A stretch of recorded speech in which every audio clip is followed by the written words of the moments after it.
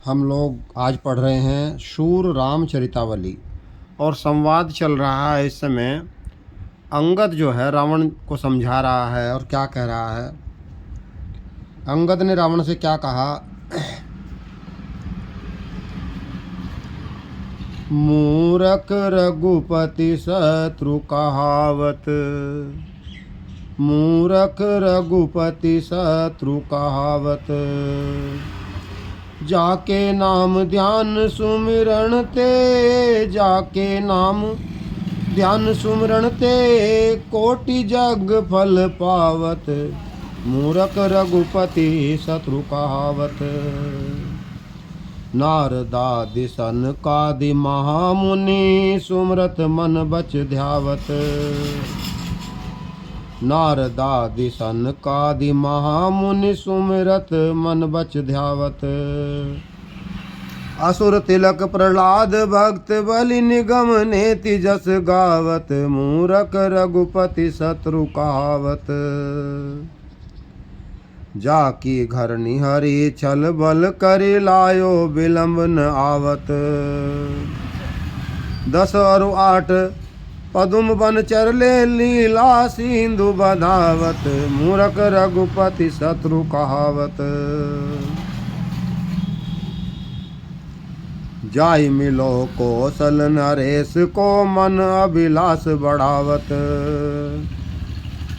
जाई मिलो कौशल नरेश को, मन अभिलाष बढ़ावत। दे सीता अवदेश पाई, परि रहु लंकेश कहावत। मूरख रघुपति शत्रु कहावत। दे सीता अवदेश पाई, परि रहु लंकेश कहावत। तू भूलियो 10 शीस 20 भुज, मोहि गुमान दिखावत। कंध उपारि डारी हो, भूतल सूर सकल सुख पावत। मूरख रघुपति शत्रु कहावत। यहाँ पर अंगद जी ने कहा कि हे रावण, तुम मूर्ख हो जो भगवान का शत्रु बन के बैठे हो, भगवान का शत्रु लोगों से कहलवा रहे हो।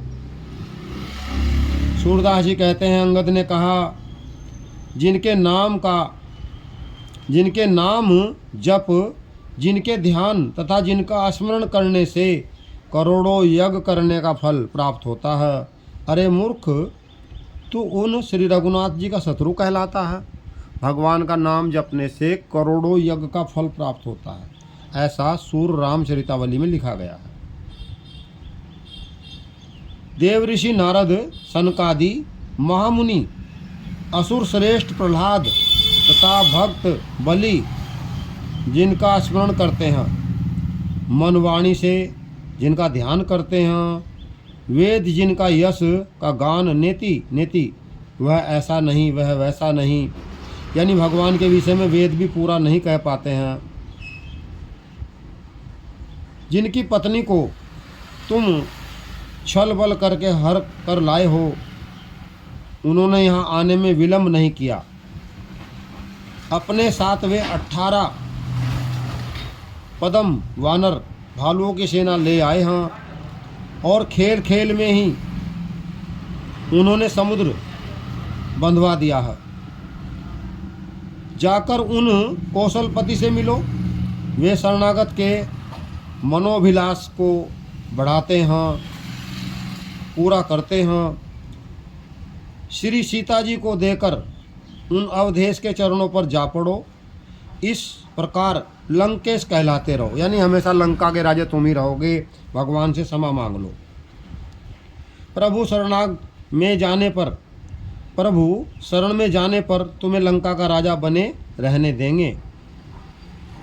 तुम जो 10 मस्तक और 20 भुजा होने से भूले रहते हो, मुझे अपना गर्व दिखला रहे हो, सो मैं तुम्हारे कंधे सभी बाहु उखाड़कर पृथ्वी पर फेंक दूंगा और ऐसा करने में मुझे समस्त सुख आनंद प्राप्त होगा।